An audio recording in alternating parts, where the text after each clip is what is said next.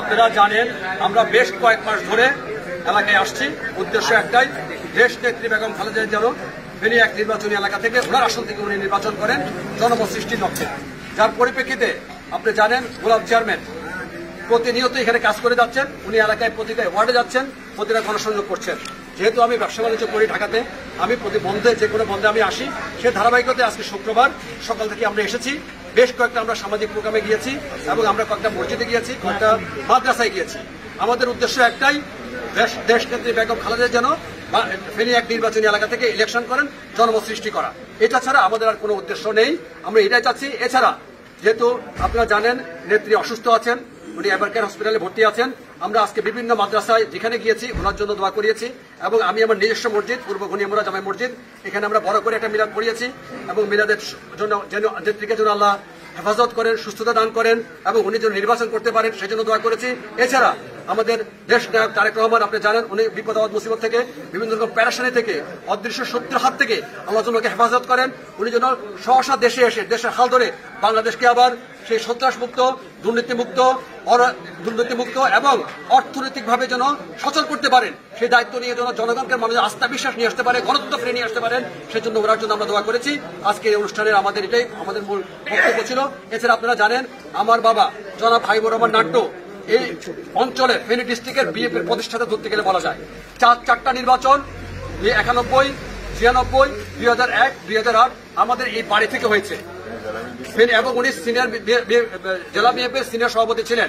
এখন অনেকে অনেক রকম বিভ্রান্ত ছড়াচ্ছে, অনেকে অতীত ভুলে যাচ্ছে। অতীত যারা ভুলে যায় তাদের ভবিষ্যৎ কিন্তু খুব একটা ভালো হয় না। আপনারা কাউকে বিভ্রান্ত ছড়াতে দিবেন না। আমরা ধানের শীষ, ম্যাডাম খালেদা জিয়া, তারেক রহমান, এর বাইরে কোনো কথা নাই। আমাদের স্লোগান একটাই, যেন দেশ নেত্রী এখান থেকে নির্বাচন করেন এবং এখান থেকে নির্বাচন করে উনি যেন প্রধানমন্ত্রী হয়ে পুরো বাংলাদেশকে একটা গণতন্ত্র সুন্দর বাংলাদেশ উপহার দিতে পারেন, এটাই আমাদের একমাত্র কাম্য।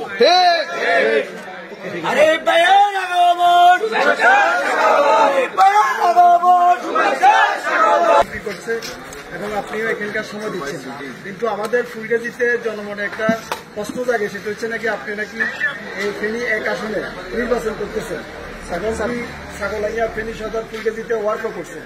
এখন এই ব্যাপারে আপনার ইয়েটা কি, অভিযোগ কি? আমি প্রথম বিভিন্নভাবে এবং ব্যতিক্রমভাবে এবং মানে অন্যায়ভাবে বিভিন্নভাবে ঘুরছে, এটার প্রশ্নটা আমি আনসার দিচ্ছি।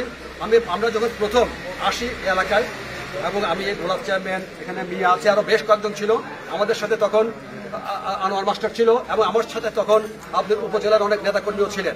আমরা একসাথে নেমেছি যেন দেশ নেত্রী বেগম খালেদার জন্য এখান থেকে নির্বাচন করেন, জনমত সৃষ্টি করা এবং ওনাকে বাধ্য করার জন্য নিশ্চয় করেন। আপনারা জানেন আমার বাবা যখন নির্বাচনী সমন্বয়ক ছিলেন, ওনার এখানকার আমার বাবার সাথে একটা কথা হয়েছে যে উনি জীবনের শেষ দিন পর্যন্ত ওনার নির্বাচনী এলাকা ফেনী এক ওনার পার্মানেন্ট নির্বাচনী এলাকা এবং উনি আল্লাহ যদি মনে হয়দাস করেন উনি ফেনী এক নির্বাচন থেকে নির্বাচন করবেন।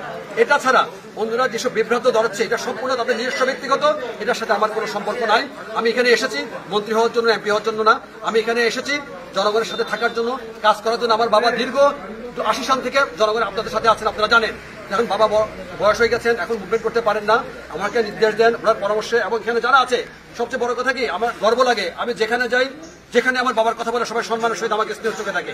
এবং নট অনলি দ্যাট, আমাকে ঢাকার অনেক এই এলাকায়, শুধু আমি কেন, এখানে অনেক গণ্যমান্য ব্যক্তিবর্গ আছেন, অনেক শিক্ষিত ব্যক্তি আছেন, ব্যবসায়ীরা আছেন, ওনারাও এখানে চাইলে আসতে পারেন, যে কেউ এখানে আসতে পারেন ম্যাডামের জন্য।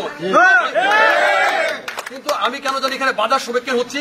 আমার সাথে নেতাকর্মীরা আসলে অনেকের পদ পদবি চলে যাচ্ছে, এত ভয় কিসের? নেতাকর্মীরা তো জনগণের জন্য। আমি দেখি নেতাকর্মীরা মুসলমানিতে যায়, বিয়ের দাওয়াতে যায়, হাটহাজারি যায়, আমার প্রোগ্রাম আসতে ভয় কিসের? এত আমি তো কোনো অন্যায় করছি না, ভোট চাচ্ছি এখানে। সুতরাং আমার মধ্যে এমন কোনো কিছু নাই। আমি আপনাদের মাধ্যমে ক্লিয়ার করতে চাই, এখানে একটাই ধানের শীষ, দেশ নেত্রী বেগম খালেদা জিয়া, জনাব তারেক রহমান, এর বাইরে আর কোনো কিছুই নাই।